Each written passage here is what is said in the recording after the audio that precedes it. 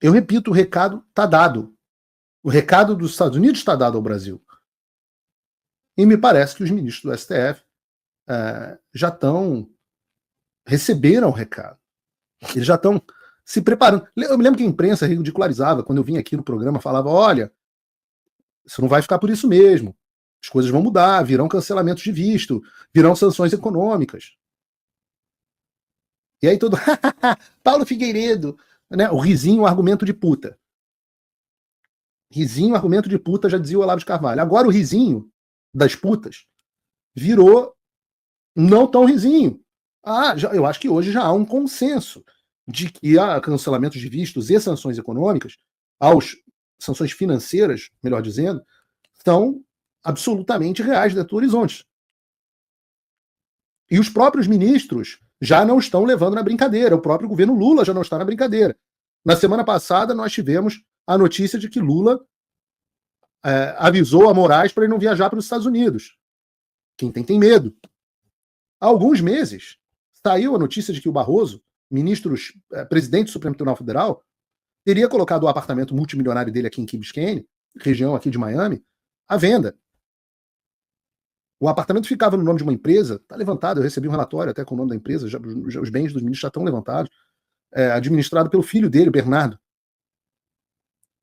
E veio a informação de que o apartamento teria sido colocado à venda. E eu não posso confirmar, porque eu desconheço a fonte de verdade aqui. Eu até gosto das coisas que o canal Ancapsul coloca, meu padrasto adora eles. Ele diz que teria uma fonte muito boa de que o Alexandre de Moraes estaria transferindo os seus ativos do BTG Estados Unidos para o BTG Brasil. Bom, vamos assumir que essa notícia seja verdadeira, o que eu repito, eu sou sempre rigoroso com vocês, eu não tenho como comprovar. Eles têm uma fonte, então a credibilidade nesse assunto não é a credibilidade do Paulo Figueiredo, é a credibilidade lá do Ancapsul. Mas eles disseram que tem uma fonte que confirma as informações. Vamos assumir que de fato existe, o Alexandre de Moraes tem ativos no BTG Estados Unidos. Eu acho interessantíssimo que o ministro do Supremo Tribunal Federal tem ativos dolarizados. Ou seja, enquanto o povo brasileiro se arregaça vendo o patrimônio derreter em dólar, né, o dólar sobe, o real se desvaloriza, o seu patrimônio vale menos. Mas o do Alexandre não. O do Alexandre estaria muito bem obrigado com os ativos dele dolarizados. Então, se essa notícia for verdadeira, pelo menos a gente fica feliz, né, de que o Alexandre agora está embarcando no mesmo barco que a gente. Porque eu também tenho muito ativo em real. Que você bloqueou, né, Alexandre? Então, pelo menos agora a gente sofre junto com a desvalorização. Olha o deboche Do real, né? Ninguém solta a mão de ninguém. Agora, o mais relevante nessa história é que eu já percebi nesta e em outras oportunidades, como no próprio caso da extradição do Alan dos Santos, que o Alexandre e os demais ministros do Supremo Tribunal Federal não sabem nenhuma de direito internacional. Eu sei muito mais direito internacional, de como funcionam os mecanismos de cooperação internacional do que eles. Por isso que eu sambo na cara deles e os caras não conseguem fazer nada comigo. Aliás, acho que dá para eu dar esse teaser, como a gente diz aqui, nessa provocada aqui. Eu quero chamar a atenção para isso. Reparem sobre como o desconhecimento do funcionamento do direito internacional e achar que podem tudo vai ser a ruína do Alexandre de Moraes. Esse vai ser o nosso gatilho e aguardem. Eu não vou. Tudo que eu falo é o que eu sei que vai acontecer. Eu não falo coisa de tic-tac, etc, etc. E nem estou falando isso porque não depende de mim, única e exclusivamente. Mas prestem atenção, ouçam o noticiário das próximas horas, ou dias, em tese horas, sobre como o desconhecimento do funcionamento do direito internacional vai ser o calcanhar de Aquiles do Alexandre. E especificamente sobre esse ponto, sobre a retirada de patrimônio dele dos Estados Unidos, meu Deus do céu, não adianta nada! Deixa de ser burro! Não tem nada que você possa fazer. Vou entrar no meu modo professoral, tá? Eu acho que não tem ninguém no Brasil que já tenha estudado mais esse assunto do que eu. Porque é algo no que eu estou trabalhando há bastante tempo. Isso que se chama de sanção, né? Sanção, o nome é sanção OFAC, OFAC Sanctions. OFAC significa Office of Foreign Assessments Control. É o órgão dos Estados Unidos que gerencia ativos no exterior. Quando eles te dão, te colocam numa lista chamada STN List, SDN, lista SDN, Specially Designated Nationals, ou também tem o nome de Blocked Persons List. Tá?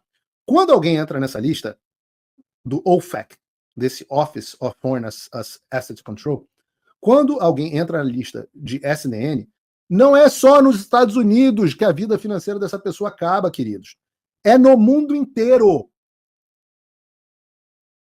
O sujeito tem que ser muito burro para achar que basta se retirar o seu dinheiro dos Estados Unidos e pronto, problema resolvido. Não funciona assim. O sistema financeiro internacional, queridão, funciona todo em torno do dólar. E os bancos todos têm que ter conexão com o dólar, com o sistema financeiro internacional. Então, quando você entra na lista de Blocked Persons, na lista de SDN, qualquer instituição que continue fazendo negócios com alguém sancionado passa a estar sujeita ao que se chama de Secondary Sanctions, sanções secundárias. O que basicamente significa que, plum, você está expulso do mercado financeiro americano. Sabe qual é o banco no Brasil ou em Botsuana que quer correr esse risco? Nenhum. Então, o que é o resultado? Mesmo que a pessoa tenha conta no Brasil, na Europa, na Suíça ou qualquer outro lugar, os bancos simplesmente viram e falam assim: beijo, querido, tchau. E os bancos brasileiros seguem as sanções. Porque se um banco no Brasil tiver qualquer ligação com o sistema financeiro americano, e todos têm, ele bloqueia a conta do sancionado para não correr o risco de ser punido pelos Estados Unidos. E aí também não adianta querer mandar. Transação internacional também não é possível. Mesmo que a conta dele continue aberta num banco menor, na Suíça, etc., na BVI, numa BVI, na Ilhas Man, do cacete, um paraíso fiscalzinho com um banquinho de merda, não adianta, porque ele não consegue fazer transferência para o exterior, porque o sistema SWIFT depende dos Estados Unidos. E isso, meu amigo, eu digo o seguinte: é melhor você contrair ebola do que você entrar na lista do SDN. Você sofreu o que se chama de OFAC Sanctions. Porque qualquer empresa e parceiro fogem de você. Nenhuma empresa pode querer fazer o mínimo de negócio com você e com o escritório da Viviane. Vale para a família também. Não adianta transferir todo o patrimônio para a mulher. O que por si só é uma cagada, né? Mas não adianta. Porque fazer negócios com a esposa de alguém que está numa OFAC list, big no no compliance dos bancos. Você que faz, sabe essa coisa de extorquir empresa, de ligar para a empresa e falar assim: poxa, você está com uma ação no STF, seria bom você me contratar para fazer um parecer. Um dia isso virá à tona. Acabou. Game over. Você é radioativo, mais radioativo que o reator de Chernobyl. Então todo mundo no mercado financeiro corta os laços com você imediatamente. Mas Paulo, de onde você está inventando essas coisas? Querido, presta atenção no noticiário. Vejam o que aconteceu com Karim Khan, o promotor do Tribunal Penal Internacional. Depois que ele entrou na SN List por ordem do Trump na semana passada, todos os bancos do mundo fecharam as portas para ele. E aí você faz a conexão. E você vê que a razão para a ordem executiva do Trump contra o Khan, contra o cara do Tribunal Penal Internacional, pode ser idêntica a uma ordem emitida contra o Alexandre. Dá para copiar e colar a decisão. Eu vou explicar mais sobre isso em breve. A gente vai ver mais sobre isso em breve. Mas, em resumo, violação de direitos humanos é motivo para você entrar na lista OFAC.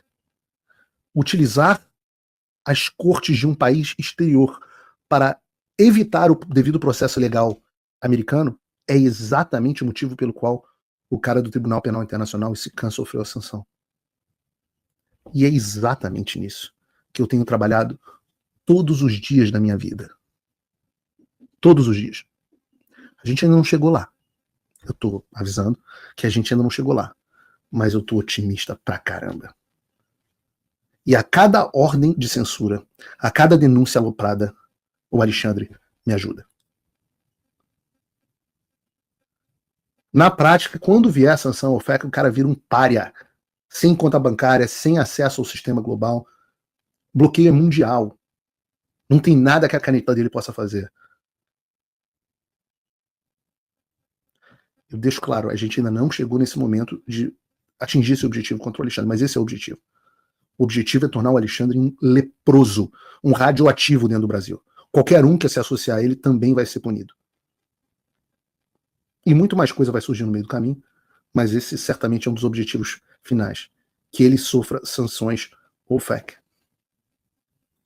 Mas e os vistos? Claro, os vistos também. Mas uma coisa é uma coisa, outra coisa é outra coisa. Uma coisa é um tiro de 12, a outra é uma bomba atômica. Ora, eu já disse a vocês, o Alexandre está surfando em uma onda, estava surfando em uma onda, essa onda se dissipou. Acabou o apoio de Joe Biden, acabou o dinheiro da USAID para financiar a censura no Brasil. Acabou esse negócio de tirar a empresa americana do Brasil na base da porrada, como fizeram com o X, de tomar ativos de empresa. Decisão via postar decisão X. Acabou isso sem repercussão. Acabou essa onda. Acabou o apoio, acabou todo mundo batendo palma para censura. Não é. As pessoas perguntam quem está por trás do Alexandre de Moraes. Hoje nós sabemos. E nós sabemos que o Alexandre de Moraes é o sintoma no Brasil de uma doença global. O Alexandre não foi o único que surfou nessa onda da censura. A gente via que na Europa também tinha muita gente surfando nessa onda, líderes de esquerda fazendo coisas muito parecidas com o Brasil.